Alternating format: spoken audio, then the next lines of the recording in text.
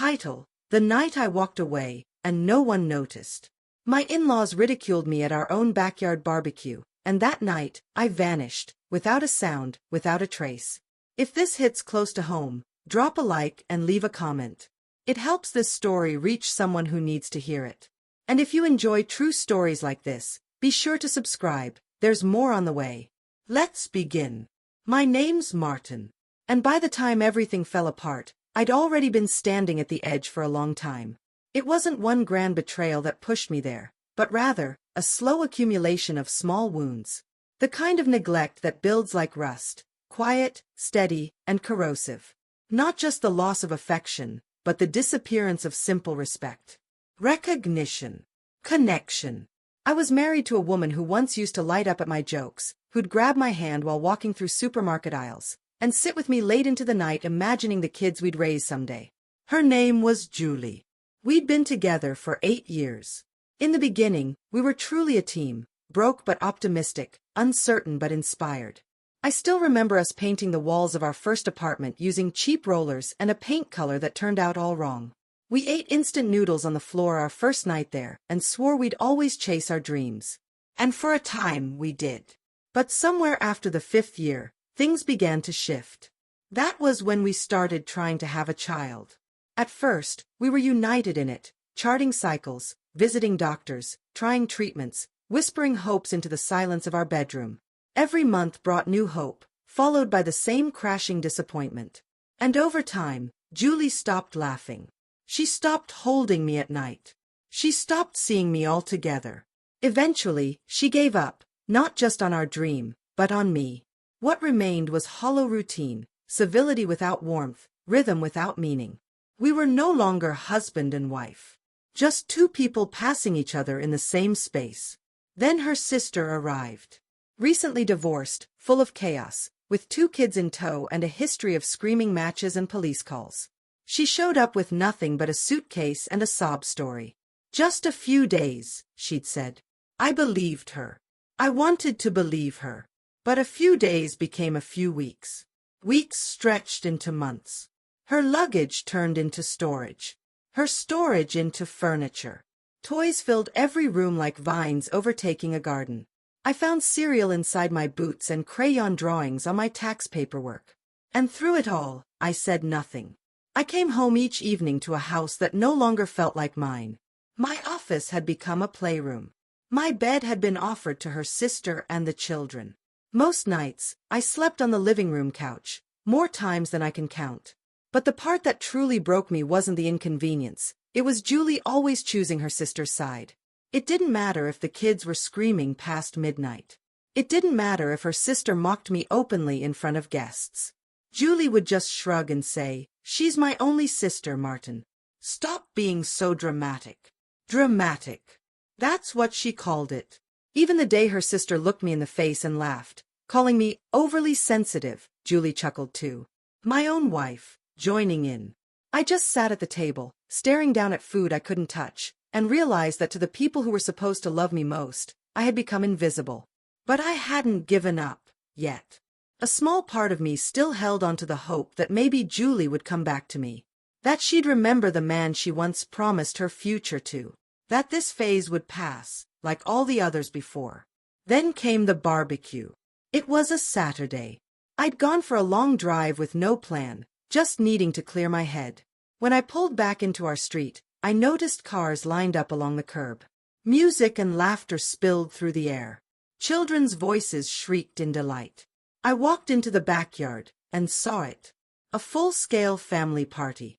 Grills sizzling, coolers brimming, disposable plates stacked high, and relatives buzzing around like it was some major holiday. And no one had told me. Not Julie. Not her sister. Not even a quick text.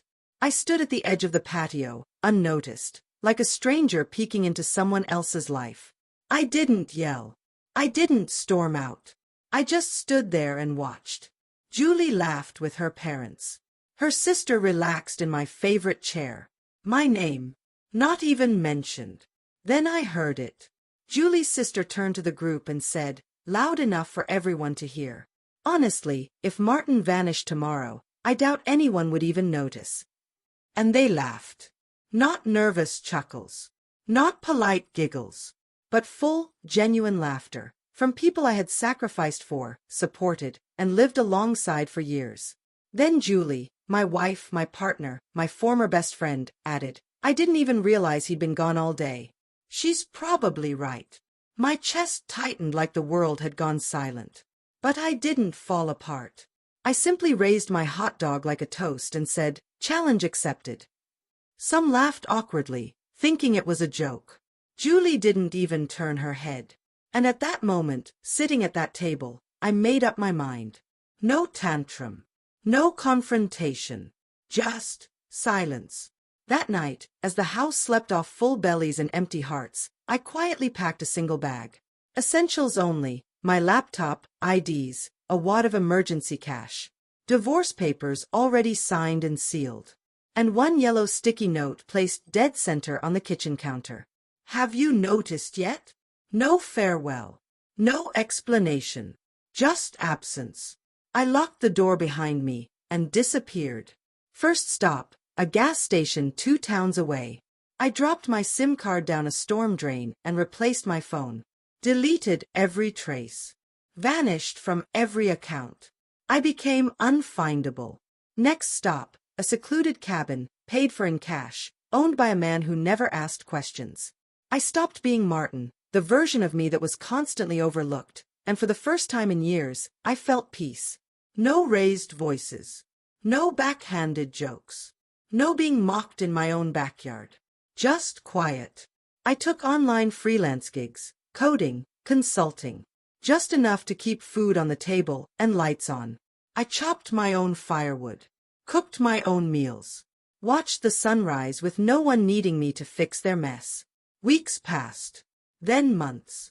I didn't look back, until one day, curiosity got the better of me.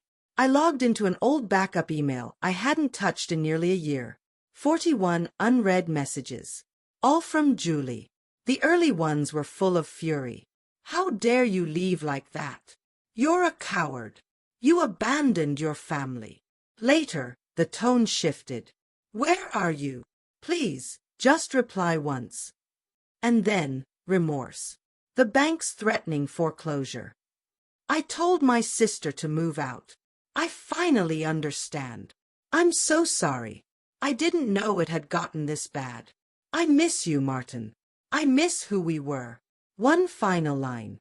"I still haven't signed the divorce papers. A part of me keeps hoping you'll come home." I didn't respond. Because she didn't deserve the man I became, the man I only found when I stopped begging to be seen. But life has a sense of timing that's cruel. A week later, there was a knock on the cabin door. I peeked through the curtain. Julie. Same eyes. But something in her had changed. She looked smaller now, like the weight of her choices had finally caught up with her.